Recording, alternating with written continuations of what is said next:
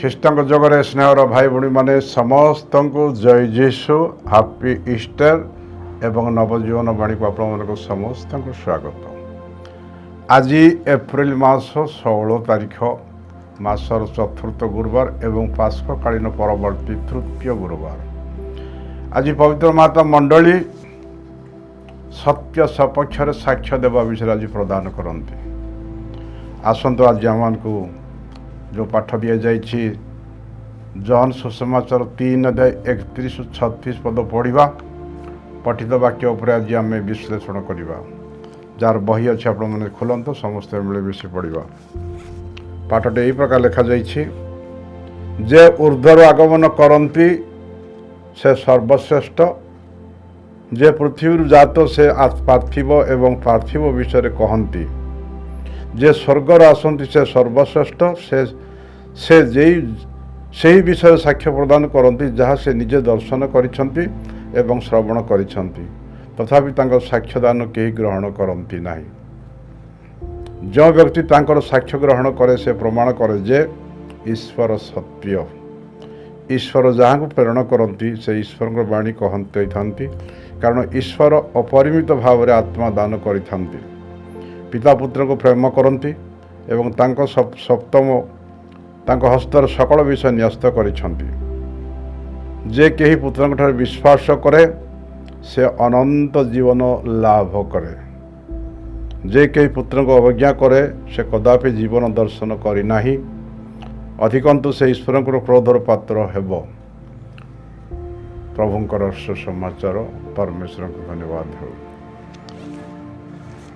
ହେ ଦୟାମୟ ପରମେଶ୍ୱର, ହେ ପୁନର୍ଥିତ ପ୍ରଭୁ ଯୀଶୁ ଖ୍ରୀଷ୍ଟ, ତୁମେ ହିଁ ସତ୍ୟର ସାକ୍ଷ୍ୟ ବହନ କରିବା ପାଇଁ ଜନ୍ମ ହେଲ ଏବଂ ସେ କାର୍ଯ୍ୟ କରିବା ପାଇଁ ପୃଥିବୀକୁ ଆସିଛ ବୋଲି ତୁମେ କହିଲ।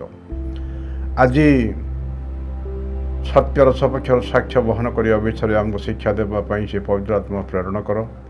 ସେହି ପବିତ୍ର ଆତ୍ମା ହିଁ ମୋର ମୁଖ ଜୀବ ଦେଇ ଆମର କଥା କୁହନ୍ତୁ, ଯେପରି ସେ ବାକ୍ୟ ଶ୍ରବଣ କରି ଆମେ ସତ୍ୟ ବିଷୟରେ ଜାଣିବୁ ଏବଂ ଆମ ଜୀବନ ସାରା ସତ୍ୟର ସପକ୍ଷରେ ସାକ୍ଷ୍ୟ ପ୍ରଦାନ କରି ପ୍ରଭୁ ଅନ୍ୟମାନଙ୍କୁ ପ୍ରଭୁଙ୍କ ଆଡ଼କୁ ଆକର୍ଷଣ କରିପାରିବୁ। ସେ ଅନୁଗ୍ରହ ପ୍ରଦାନ କର। ପ୍ରଭୁ ଯୀଶୁଙ୍କ ନାମରେ ମାଆଙ୍କ ମାଧ୍ୟସ୍ଥ ଭିକ୍ଷା କରୁଅଛୁ, ଆମେନ୍। ସ୍ନେହର ଭାଇ ଭଉଣୀମାନେ, ଆଜି ଆମେ ଶୁଣିଲେ ଯେ ଉର୍ଦ୍ଧ୍ୱରୁ ଆଗମନ କରନ୍ତି ସେ ସର୍ବଶ୍ରେଷ୍ଠ। ଯିଏ ଜଗତରୁ ଜାତ ହୁଏ ସେ ଜଗତର ବିଷୟ କହେ, କିନ୍ତୁ ଯିଏ ଉର୍ଦ୍ଧ୍ୱରୁ ଆସନ୍ତି ସେ ସ୍ୱର୍ଗୀୟ ବିଷୟ ପ୍ରଦାନ କରନ୍ତି। ପ୍ରଭୁ ଯୀଶୁ ଆମେ ଦେଖିଲୁ ସ୍ନେହର ଭାଇ ଭଉଣୀମାନେ, ଜନ୍ ସୁସମାଚାର 18:37 ପଦରେ ପ୍ରଭୁ ଯୀଶୁ କହିଲେ, ପ୍ରଥମରେ ପିତରକୁ କହିଲେ। ପିତର ତାକୁ ପଚାରେ, ତାହା ତୁମେ କ'ଣ ପ୍ରକୃତରେ ଜଣେ ରାଜା? ଯୀଶୁ ଉତ୍ତର ଦେଲେ, ତୁମେ ତ ତାହା କହିଛ, ମୁଁ ଜଣେ ରାଜା। ସତ୍ୟର ସପକ୍ଷରେ ସାକ୍ଷ୍ୟ ପ୍ରଦାନ କରିବା ପାଇଁ ମୁଁ ପୃଥିବୀରେ ଜନ୍ମ ହେଇଛି ଏବଂ ଏ ପୃଥିବୀକୁ ସେଥିପାଇଁ ମୁଁ ଆସିଛି। ଯାହାଠାରେ ସତ୍ୟତା ଅଛି ସେ ସତ୍ୟକୁ ଗ୍ରହଣ କରିବ ଏବଂ ଯେଉଁମାନେ ପ୍ରଭୁଙ୍କୁ ଗ୍ରହଣ କରିବେ ସେମାନେ ଅନନ୍ତ ଜୀବନ ଲାଭ କରିବେ। ତେବେ ସ୍ନେହର ଭାଇ ଭଉଣୀମାନେ, ପ୍ରଭୁ ଯୀଶୁ କହୁଛନ୍ତି ଯେ ସତ୍ୟର ସପକ୍ଷରେ ସାକ୍ଷ୍ୟ ଦେବା ପାଇଁ ମୁଁ ପୃଥିବୀରେ ଜନ୍ମ ହେଇଛି ଏବଂ ସେଥିପାଇଁ ପୃଥିବୀକୁ ଆସିଛି। ପିଲାତ ସମ୍ମୁଖରେ ପ୍ରଭୁ ଯୀଶୁ ନିଜେ କହିଲେ। ସତ୍ୟର ସପକ୍ଷରେ ସାକ୍ଷ୍ୟ ଦେବାର ଅର୍ଥ ହେଲା ସୁସମାଚାର ଘୋଷଣା କରିବା। ଅନ୍ୟ ଭାଷାରେ କୁହାଯାଇପାରେ ସୁସମାଚାର ଘୋଷଣା କରିବା, ଯାହା ସତ୍ୟର ସାକ୍ଷ୍ୟ ଦେବ ତାହା। କାରଣ ସତ୍ୟର ସାକ୍ଷ୍ୟ ଦେବାର ଅର୍ଥ ହେଲା ସୁସମାଚାର, ଯାହା ହେଲା ଯେ ଆମର ଜନ୍ ସୁସମାଚାର 14:6 ପଦରେ କହିଲେ ପ୍ରଭୁ ଯୀଶୁ, ମୁଁ ହିଁ ପଥ, ମୁଁ ହିଁ ସତ୍ୟ, ମୁଁ ହିଁ ଜୀବନ। ମୋ ଦେଇ ନ ଗଲେ କେହି ସ୍ୱର୍ଗରାଜ ପିତାଙ୍କ ନିକଟକୁ ଯାଇପାରିବେନି। ଜନ୍ ସୁସମାଚାର 8:12 ପଦରେ ପ୍ରଭୁ ଯୀଶୁ କହିଲେ, ମୁଁ ଜଗତର ଜ୍ୟୋତି। ଏବଂ ଜନ୍ ସୁସମାଚାର 6:51 ପ୍ରଭୁ ଯୀଶୁ କହିଲେ, ମୁଁ ସ୍ୱର୍ଗର ଅବତୀର୍ଣ୍ଣ ସେଇ ଜୀବନ୍ତ ରୋଟି। ସେ ପ୍ରଭୁ ଯୀଶୁ ହିଁ ସତ୍ୟ ପରମେଶ୍ୱର। ଏ ବିଷୟରେ ଆମେ ସାକ୍ଷ୍ୟ ଦେବାକୁ ପଡ଼ିବ, କାରଣ ସାକ୍ଷ୍ୟ ଯଦି ନ ଦେବା, ଅନ୍ୟମାନେ ଯଦି ଶୁଣିବେ ନାହିଁ ତାହେଲେ ବିଶ୍ୱାସ ପାଇବେ ନାହିଁ। ବିଶ୍ୱାସ ଯଦି ନ ପାଇବେ ପ୍ରଭୁଙ୍କୁ ଗ୍ରହଣ କରିବେ ନାହିଁ। ପ୍ରଭୁ ଗ୍ରହଣ ନ କଲେ ପରମେଶ୍ୱରଙ୍କର ପରିତ୍ରାଣ ଯୋଜନା ସଫଳ ହେବ ନାହିଁ। କାରଣ ପ୍ରଭୁ ଯୀଶୁ ନିଜେ କହିଲେ, ଜନ୍ ସୁସମାଚାର 3:16 ପଦରେ କହିଲେ, ପରମେଶ୍ୱର ଜଗତକୁ ଏଡ଼େ ପ୍ରେମ କଲେ ଯେ ତାଙ୍କର ଏକମାତ୍ର ଅଦ୍ୱିତୀୟ ପୁତ୍ରକୁ ପ୍ରେରଣ କଲେ, ଯେ କେହି ତାଙ୍କଠାରେ ବିଶ୍ୱାସ କରିବ ସେ ବିନଷ୍ଟ ନ ଯାଇ ଅନନ୍ତ ଜୀବନ ଲାଭ କରିବେ। ଆଜି ମଧ୍ୟ ସେ ସମାନ କଥା ପ୍ରଭୁ କହନ୍ତି, ଯଦି ସେ ଯୀଶୁଙ୍କୁ ଯେଉଁମାନେ ସାକ୍ଷ୍ୟ ଗ୍ରହଣ କରନ୍ତି ସେମାନେ ଅନନ୍ତ ଜୀବନ ପାଇବେ। ତେବେ ସ୍ନେହର ଭାଇ ଭଉଣୀମାନେ, ଏଇ ଯେଉଁ ବିଶ୍ୱାସ କରିବା ପାଇଁ ହେଲେ ଆମମାନଙ୍କୁ, କାରଣ ବିଶ୍ୱାସ ଗୋଟିଏ ଜିନିଷ, ବିଶ୍ୱାସ କୌଣସି ଦୋକାନରେ କି ବଜାରରେ କି କୌଣସି ସରକାରୀ ମହଲରେ କି ସରକାରୀ କାର୍ଯ୍ୟ କୌଣସି ଅଫିସରେ ମିଳିବ ନାହିଁ। ରୋମିଓ 10:17 ଲେଖାଯାଇଛି ଯେ ବିଶ୍ୱାସ ଶ୍ରବଣରୁ ଜାତ, ଆଉ ଶ୍ରବଣ ପବିତ୍ର ବାଇବେଲରୁ ଜାତ। ଧର୍ମଗ୍ରନ୍ଥ ପବିତ୍ର ବାଇବେଲର ଏକ ତ ଆମେ ସାକ୍ଷ୍ୟ ଭାବରେ ଗ୍ରହଣ କରିବା, କିମ୍ବା ବାଇବେଲ ପଢ଼ିବା, ବାଇବେଲ ଶୁଣିବା, ମନନ ଚିନ୍ତନ କରିବା, କିମ୍ବା ଅନ୍ୟମାନଙ୍କ ଠାରୁ ଯୀଶୁଙ୍କ ବିଷୟରେ ସାକ୍ଷ୍ୟ ଗ୍ରହଣ କରିବା। ବାଇବେଲ ପଢ଼ିବା, ବାଇବେଲ ମନନ ଚିନ୍ତନ କରିବା ଠାରୁ ନିଜର ବ୍ୟକ୍ତିଗତ ସାକ୍ଷ୍ୟ ପ୍ରଦାନ ଠାରୁ ବେଶୀ ଗୁରୁତର ହୁଏ। କାରଣ ଧରି ନିଆଯାଉ, ମନେକର ମୁଁ ଯଦି ଜଣେ କାଥୋଲିକ ଖ୍ରୀଷ୍ଟିଆନ ଅଛି, ତାହେଲେ ମୁଁ ଯୀଶୁଙ୍କୁ ଗ୍ରହଣ କଲା ପରେ ଯୀଶୁଙ୍କର ପ୍ରେମକୁ କେତେ ମୁଁ ଅନୁଭବ କରିଛି, କେତେ ମୋ ଜୀବନରେ ପରିବର୍ତ୍ତନ ହେଇଛି, ଯୀଶୁଙ୍କୁ ସତ୍ୟ ବୋଲି କ'ଣ ଅନୁଭବ କରିଛି, ମୋର ବ୍ୟକ୍ତିଗତ ଅନୁଭବ ଯଦି ମୁଁ ପ୍ରକାଶ କରିବି, ତାହେଲେ ଅନ୍ୟମାନେ ବେଶୀ ଗ୍ରହଣ କରିବେ। ପ୍ରଭୁ ଯୀଶୁ ଆଜି ସୁଶବ୍ଦ ଶୁଣିଲେ, ଯୀଶୁ ଯାହା ଦେଖିଛନ୍ତି, ଯାହା ଶୁଣି ତାହା ହିଁ ସାକ୍ଷ୍ୟ ଦିଅନ୍ତି। କିନ୍ତୁ ଜଗତରୁ ଯିଏ ଜାତ ହୁଏ ସେ ଜାଗତିକ ପାର୍ଥିବ ବିଷୟ କହିବେ, କିନ୍ତୁ ପ୍ରଭୁ ଯୀଶୁ ଯାହା ଦେଖିଛନ୍ତି, ଯାହା ଶୁଣି ତାହା ହିଁ ସାକ୍ଷ୍ୟ ପ୍ରଦାନ କରିବେ।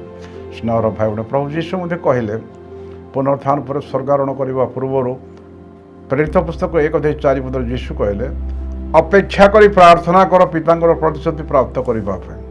ଏବଂ ପ୍ରେରିତ ପୁସ୍ତକ 1:8 ପ୍ରଭୁ ଯୀଶୁ କହିଲେ, ଯେତେବେଳେ ପବିତ୍ର ଆତ୍ମା ତୁମ ଉପରେ ଆଗମନ କରିବେ, ସେତେବେଳେ ତୁମେ ଶକ୍ତି ପାଇବ ଏବଂ ସେହି ଶକ୍ତି ସାହାଯ୍ୟରେ ଜେରୁସାଲେମରେ, ଜୁଦାୟାରେ, ସାମେରିଆରେ ଏବଂ ସାରା ପୃଥିବୀରେ ତୁମେ ମୋର ସାକ୍ଷ୍ୟ ବହନ କରିବ। ସ୍ନେହର ଭାଇ ଭଉଣୀମାନେ, ଆଜିର ପ୍ରଥମ ପଠନ ଯାହା ଆଜି ଦିବସ ପ୍ରଥମ ପଠନ ହେଲା ପ୍ରେରିତ ପୁସ୍ତକ 5:27-23। ପ୍ରେରିତ ମାନେ ଯୀଶୁଙ୍କର ପୁନରୁତ୍ଥାନ ପରେ ସୁସମାଚାର ପ୍ରଚାର କରି କରି ବୁଲିଲେ, ଯୀଶୁଙ୍କର ସାକ୍ଷ୍ୟ ଦେଲେ ଯେ ଯେଉଁ ଯୀଶୁକୁ ତୁମେ କ୍ରୁଶବିଦ୍ଧ କଲ, ସେ ଯୀଶୁ ପୁନରୁତ୍ଥିତ ହେଇଛନ୍ତି, ଆମେ ଦେଖିଛୁ ଏବଂ ଆମ ସାମ୍ନାରେ ସେ ଭଜା ମାଛ ଖାଇବାଟା ଆମେ ଦେଖିଛୁ, ଜାଣିଛୁ। ସେହି ସତ୍ୟ ପରମେଶ୍ୱର ସେ ସାକ୍ଷ୍ୟ ଦେଲେ। କିନ୍ତୁ ସାଦୁସୀ ଫାରୁସୀ ମାନେ, ଯାଜକ ମହାଯାଜକ ମାନେ ବିରକ୍ତ, ତାଙ୍କୁ ଆରେଷ୍ଟ କଲେ ଏବଂ ଆରେଷ୍ଟ କଲା ପରେ ସେମାନେ କହିଲେ, ତମକୁ ଆମେ କୁହାହେଇଥିଲା ତୁମେ ପ୍ରଭୁ ଯୀଶୁଙ୍କ ବିଷୟରେ ସାକ୍ଷ୍ୟ ଦେବନି ବୋଲି ତୁମେ କାହିଁକି ଦେଉଛ? ସେତେବେଳେ ପିତର କହିଲେ, ପରମେଶ୍ୱର ତୁମର ମଣିଷର ଆଜ୍ଞା ପାଳନ କରିବା ଅପେକ୍ଷା ପରମେଶ୍ୱର ଆଜ୍ଞା ପାଳନ କରିବା ସର୍ବଶ୍ରେଷ୍ଠ ଆମ ମନରେ। ତେଣୁକରି ସେମାନଙ୍କୁ ଆରେଷ୍ଟ କରାଗଲା, ସେମାନଙ୍କୁ ମୃତ୍ୟୁଦଣ୍ଡ ପାଇଁ ବିଚାର କରାଗଲା। କିନ୍ତୁ ଗାମାଲି ଜଣେ ଥିଲେ, କହିଲେ ଯଦି ତାଙ୍କର ଏ ସୁସମାଚାର, ଯଦି ଖ୍ରୀଷ୍ଟିଆନ ଧର୍ମ ଯଦି ଉର୍ଦ୍ଧ୍ୱର ଆଗତ ହେଇଛି, ତୁମେ ବନ୍ଦ କରିପାରିବ ନାହିଁ, କିନ୍ତୁ ଯେଉଁ ମଣିଷକୃତ ହେଇଛି ତା ମନକୁ ବନ୍ଦ ହେବ। ତାପରେ ଯୀଶୁ ସେମାନେ ପ୍ରେରିତମାନଙ୍କୁ ମୃତ୍ୟୁଦଣ୍ଡ ଦେବାରୁ ବନ୍ଦ କଲେ ଏବଂ ସେମାନଙ୍କୁ କୋଠରୀରେ ବନ୍ଦ କରି ସେମାନଙ୍କୁ ବେତ୍ରାଘାତ ପିଠିରେ ମରା ହେଲା, ମାରିଲେ, ସେମାନେ ବେତ୍ରାଘାତ କଲେ, ପିଟିଲେ ଏବଂ ସେମାନଙ୍କୁ ବାହାର କରି ୱାର୍ଣ୍ଣିଂ ଦେଇ କହିଲେ, ଆଉ ଭୁଲରେ ଯୀଶୁଙ୍କ ବିଷୟରେ ସାକ୍ଷ୍ୟ ଦେବନି, ଯୀଶୁଙ୍କ ସୁସମାଚାର ପ୍ରଚାର କରିବନି। କିନ୍ତୁ ଯେତେ ସେମାନଙ୍କୁ ମରାଗଲା, ସେତେ ଅଧିକରୁ ଅଧିକ ପ୍ରଚାର କଲେ। ସବୁଦିନ ଘରେ ଘରେ ବୁଲି ସୁସମାଚାର ପ୍ରଚାର କଲେ ଏବଂ ଆନନ୍ଦ କରି ଗୀତ ଗାଇ ଗଲେ, ଖୁସିରେ ପ୍ରଭୁଙ୍କୁ ଜୟଦାନ ଦେଲେ। କାରଣ ସେମାନେ କହିଲେ, ପ୍ରଭୁ ଯୀଶୁଙ୍କ ଲାଗି କିଛି ମାଡ଼ ଖାଇବାର ସୁଯୋଗ ମିଳିଥିବାରୁ ଈଶ୍ୱରଙ୍କୁ ଧନ୍ୟବାଦ ଦେଇ ଖୁସିରେ ପ୍ରଭୁଙ୍କର ପ୍ରଶଂସା କରୁ ସେମାନେ ସେ ସଭାଗୃହରୁ ଚାଲିଗଲେ। ସ୍ନେହର ଭାଇ ଭଉଣୀମାନେ, ସେହି ପ୍ରଭୁ ଯୀଶୁଙ୍କର ସାକ୍ଷ୍ୟ ବହନ କରିବାଟା ହେଲା ଆମର ଧର୍ମ। ପ୍ରଭୁ ଯୀଶୁ ନିଜେ କହିଲେ, ସତ୍ୟର ସାକ୍ଷ୍ୟ ବହନ କରିବା ପାଇଁ ମୁଁ ଜନ୍ମ ହେଇଛି। ପିଲା ତ ପଚାରେ, ସତ୍ୟ କ'ଣ? ସତ୍ୟ କ'ଣ? ତେବେ ଏ ପ୍ରଶ୍ନ ଆଜି ଆପଣମାନଙ୍କୁ ମୁଁ ମଧ୍ୟ ପଚାରୁଛି, ସତ୍ୟ କ'ଣ? ଜନ୍ ସୁସମାଚାର 17:17 ଲେଖାଯାଇଛି ଯେ ପରମେଶ୍ୱରଙ୍କର ବାକ୍ୟ ହିଁ ସତ୍ୟ, ଏହା ହିଁ ସତ୍ୟ। କାରଣ ଲେଖାଯାଇଛି ଜନ୍ ସୁସମାଚାର 8:12 ଲେଖାଯାଇଛି, ପ୍ରଭୁ ଯୀଶୁ କହିଲେ, ମୁଁ ହିଁ ଜଗତର ଜ୍ୟୋତି। ଜନ୍ ସୁସମାଚାର 14:6 ଲେଖାଯାଇଛି, ମୁଁ ହିଁ ପଥ, ମୁଁ ହିଁ ସତ୍ୟ, ମୁଁ ହିଁ ଜୀବନ। ଏଇଟା ହିଁ ସତ୍ୟ। ପ୍ରଭୁ ଯୀଶୁ ହିଁ ସତ୍ୟ ପରମେଶ୍ୱର। ପ୍ରଭୁ ଯୀଶୁ ମୃତ୍ୟୁମାନଙ୍କର ମଧ୍ୟରେ ପୁନର୍ଜୀବିତ ହେଲେ, ତାହା ହିଁ ସତ୍ୟ। ପରମେଶ୍ୱର ତାଙ୍କର ଏକମାତ୍ର ପୁତ୍ରକୁ ପ୍ରେରଣ କଲେ, ଯେ କେହି ତାଙ୍କଠାରେ ବିଶ୍ୱାସ କରେ ସେ ବିନଷ୍ଟ ହୋଇ ଅନନ୍ତ ଜୀବନ ପାଇବେ। ଏହା ହିଁ ସତ୍ୟ। କାରଣ ବାଇବେଲରେ ଯାହା ଯାହା ଲେଖାଯାଇଛି ସବୁ ସତ୍ୟ ବିଷୟରେ ଲେଖାଯାଇଛି। ଏ ସୁସମାଚାର ପ୍ରଚାର କରିବା ହିଁ ଆମର ସାକ୍ଷ୍ୟ ବହନ। ସ୍ନେହର ଭାଇ ଭଉଣୀମାନେ, आमे व्यक्तिगत भाव में आपण मैंने समस्ते आम ख्रीष्टीय धर्म ग्रहण करूँ आम समस्ते से प्रभु जीशु को साक्ष्य बहन करा विशेषकर आम जीशु को ग्रहण कर 30 वर्ष 40 वर्ष 50 वर्ष पर जीशु ठार कौन कौन अनुभूति पाइचु आम कौन आम जीवन में कौन कौन परिवर्तन होइचु आम आगर मद पा पी बुलूले मद छाड़ी पारिचु आम आग क्रोध जर्जरित राग आम नियंत्रण कर आग आम माने विभिन्न पाप कर्म व्यस्त रही पोड़ी जाइलु कि पाप पाप परित्याग कर धार्मिक जीवन सक्षम हो आज आम जीवन परिवर्तन है समाज मुख्य स्रोत आम जापार आज आलोक पाइचु आम प्रभुंर जो प्रकार अंध भाव में आम विचरण करूँ कि आम सत्यर आलोक पाइला आम जीवन जो परिवर्तन है अन्य मान को क्षमा दे पारिचु सेवा करूँ प्रेम करूँ ये जिनस आम समझ साक्ष्य देवा जे प्रभु जीशु ही सत्य परमेश्वर कारण ए पृथ्वी रे अनेक ईश्वर अच्छा भगवान अच्छा बहुत संख्यार अच्छा किंतु शत्रु को प्रेम करने कहीं शिक्षा देना एकमात्र प्रभु जीशु जे शत्रु को प्रेम करने शिक्षा दियंती खाली शिक्षा दियंती नहीं से निजे लोक सुसमाचार 23 अध्याय 34 पद कहले हे पिता एमाने कौन करती जानती एम क्षमा करो तांकर हत्याकारी मान प्रभु जीशु प्रथम एकमात्र प्रभु जीशु प्रथम पृथ्वी इतिहास प्रथम थर पर हत्याकारी मान से क्षमा दे कालवारी क्रूस उपर रक्ताक्त अवस्था से कहते हे पिता मैंने कौन जानती ना ए प्रकार विरल क्षमा कहीं दे पारि ना से ही सत्य परमेश्वर से प्रभु जीशु एकमात्र परमेश्वर जे मृत्युमान पुनर्जीवित होती से प्रभु जीशु गोटे मात्र परमेश्वर जार कि आज पर्यंत शून्य कबर रही आ पृथ्वी कहार शून्य कबर ना एटा ही आम साक्ष्य देवाक पड़ो आम जीवन में कौन कौन पाइचु कौन कौन साक्ष्य आम देवाक पड़ो तेज स्नेहर भाई भणी दुखर विषय आम ख्रीस्टियान जीशु को पाइबार 50 वर्ष 30 वर्ष 60 वर्ष है बस रे ट्रेन रे जीवा समय आ यात्रार आरंभ में पिता पुत्र पवित्र आत्मा पकड़ा लज्जित हो भय करूँ होटेल बजार रे होटेल रे खाइबा समय ईश्वर को धन्यवाद दे पिता पुत्र पवित्र नाम रे प्रार्थना कर खाइबा को लज्जा आम लुचुचु आम निज आम ख्रीस्टान बोली साक्ष्य देउ ख्रीस्टान बोली परिचय देउनु कारण ख्रीस्टान बोली परिचय देदेले मोर पाठ पढ़ा बंद हो मोर चाकरी बंद हो मोर भातिया बुड़ीज से भय किंतु मन रखा दरकार स्नेहर भाई भणी माथ्यू सुसमाचार 10:37 पद प्रभु जीशु कहले जो मैंने लोक आगे मत अस्वीकार करेंगे मु जीशु को जानी ना मु ख्रीस्टान ना बोली कहे पिता सम्मुखें मुझे से जानी ना बोली कह तो स्नेहर भाई भणी जीशु को विषय में साक्ष्य देवा बस रे बस स्टैंड रे स्टेशन रे कि होटेल बजार आम खाइबा पे भल मंद को आम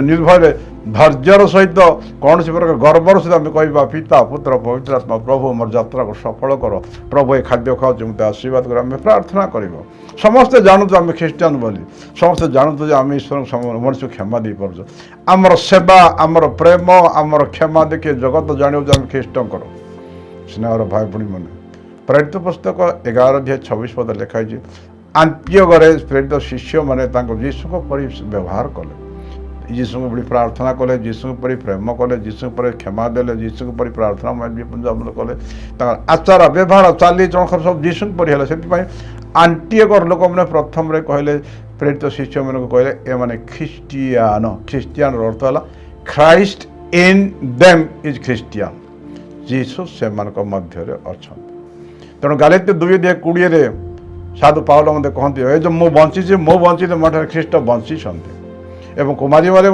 गाब्रिएल दूत कहले प्रभु तुम संघरे अच्छा स्नेहर भाई भणी मैंने जीशुकर प्रेम आम पाइचु जीशु को आम जाचु जीशुकर वाक्य पढ़ीचु एवं अन्य मान को आम साक्ष्य देवा पूर्व जदि आम पाखे जो जिनस ना आम तो अन्य मान को दे पारिबा नहीं तेणु सर्वप्रथम आम बाइबल ज्ञान आम पाखे थिबा दरकार ताहले आम बाइबल ज्ञान दे अन्य शिक्षा दे पारिबा आम पाखे शांति प्रेम आनंद थिले अन्य मान को दे पारिबा आम जदि पवित्र आत्मा को प्राई थिबा ताहले आम पवित्र आत्मा अन्य मान को आम पवित्र आत्मा दे पारिबा आज प्रथम पठन में देखि पारुछु जे फिलिप जो आम प्रेरित पुस्तक देखुछु फिलिप को कहले पवित्र आत्मा कहले जाओ से जो आपणकर उगांडार आप आफ्रिका जो लोकटे आसी यूनक मैंने आसी नपुंसक आसते पाक जावाई पवित्र आत्मा प्रेरण कर कारण फिलिप को पवित्र आत्मा कहले जे पाक रथर वर्ष बोल आम प्रभु को साक्ष्य देवाक जो चाहूँ ताहले प्रथम आम पवित्र आत्मा पूर्ण होगा प्रभु को शांति प्रेम आनंद पाइबा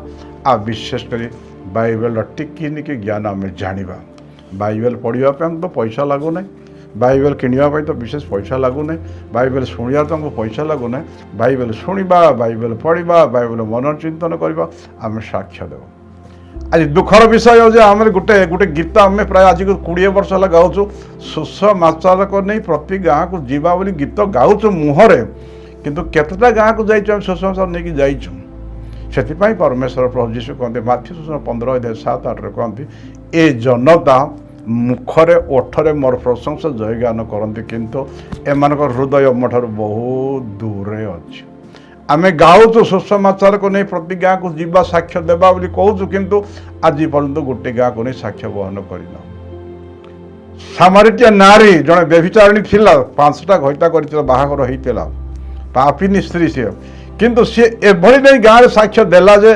सारा गाँवर लोक मान जीशु निकट टाणी आनी पारा हालेलुया स्नेहर भाई भाई मैंने आमे आमे ख्रीष्टान धर्म ग्रहण करुचु किंतु आम जंगल मल्ली परी मरीगले किसी लाभ ना आम प्रभु जहाँ पाइछ अन्य साक्ष्य देवा आम जो विषय जानी साक्ष्य देवा तेरे प्रभु अन्य मैंने प्रभु जीशु को जानवे प्रभु को ग्रहण करेंगे समस्ते परित्राण पाइबे पिता परमेश्वर परित्राण योजना सफल हो परमेश्वर गौरव साक्ष्य देवा उद्देश्य है ईश्वर को गौरव देवाई आमर व्यक्तिगत जीवन में जहाँ बेनिफिट पाई जहाँ फल पाई आम साक्ष्य अन्य कहवा द्वारा ईश्वर गौरवान्वित महिमान्वित हो कारण अन्य मैंने जीशु को जानवे अन्य मैंने जीशु ग्रहण करेंगे विश्वास करेंगे अन्य मैंने परित्राण पाइबे पिता परमेश्वर को परित्राण योजना सफल हो परमेश्वर गौरवान्वित हो तेणु आसतु आम ईश्वर को धन्यवाद देवा प्रभु आमको साक्ष्य बहन करने अधिक अधिक आत्मार सहायता दिंतु प्रभु जीशु जो कहले जे मुझे पृथ्वी जन्म होती सत्यर सपेक्ष साक्ष्य देवाई